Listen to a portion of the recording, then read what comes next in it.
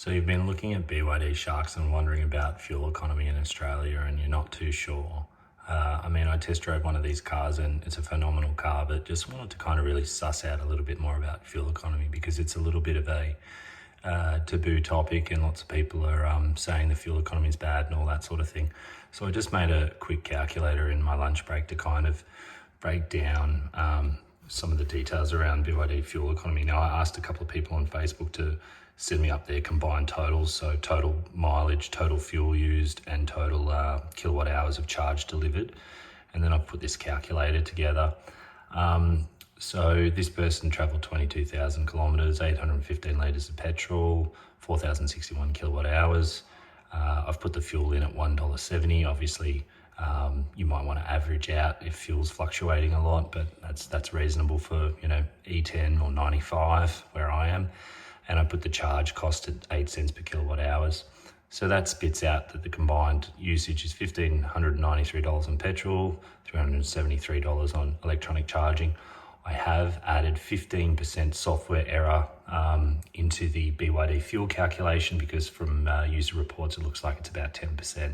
I've also added 15% charger losses in. Both of these probably represent worst case scenarios. I don't think it's really ever this bad, but it helps to sort of exaggerate those things just to remove them as variables. So this person spent, somewhere around $1,966 on petrol over 22,000 kilometres or nearly 23,000. So it outputs the cost per in cents per kilometre, which is around 8.6 cents per kilometre or $8.6 per 100. Now these next two a calculation that shows the equivalent required fuel economy if you owned a petrol or a diesel vehicle. So to achieve this kind of cost per kilometre travelled, you'd need to either drive the petrol car with a average fuel efficiency of 5 litres per 100 Ks over those 22,000, nearly 23,000 kilometres, or a diesel with 4.54 litres per 100 Ks average use fuel consumption per 100 kilometres over those 22,000 kilometres. Down here I've put some comparison calculators here. You can put in the fuel economy of the petrol engine in litres per 100 kilometres. That might have been the car you have now that you're planning to get rid of, or it could be something else you're looking at. Obviously you can set your fuel price up here for this comparison table. Obviously for a diesel, I've just put in the combined average economy for a diesel Raptor Ranger, which from what I quickly saw on the internet was around 12 litres per 100. Don't know how accurate that report is, but I've put it in there anyway, just for reference. Now, this table down here shows you the dollars saved per 100 kilometres with these fuel economies. Say you're driving a Shark over a petrol vehicle that uses 8.8 litres per 100, you're going to save $6.33 per 100 Ks. You're using a Raptor Ranger with an economy of 12 litres per 100 with diesel, you're going to save around $14, excluding, of course, things like AdBlue, etc. This doesn't include servicing, but you're going to save around $14 just purely on transport. So kilometres, energy or money spent per 100 kilometres. So you're going to save $14 here for the diesel. Down here, I've put a calculator that calculates your total savings over this mileage, which for the petrol car with 8.8 litres per 100 Ks, you're saving $1,443 in this Sharks scenario, and you're saving $3,200 in diesel with this Raptor Ranger scenario. So obviously this data up here, fuel used and kilowatt hours consumed, varies between different Shark owners. And I've asked people to post up, their driving scenarios and that sort of thing. And you can see anywhere from around 10 to 12 litres average per 100 kilometres down to sort of this range. And even some people have got lower if they're using a lot of EV.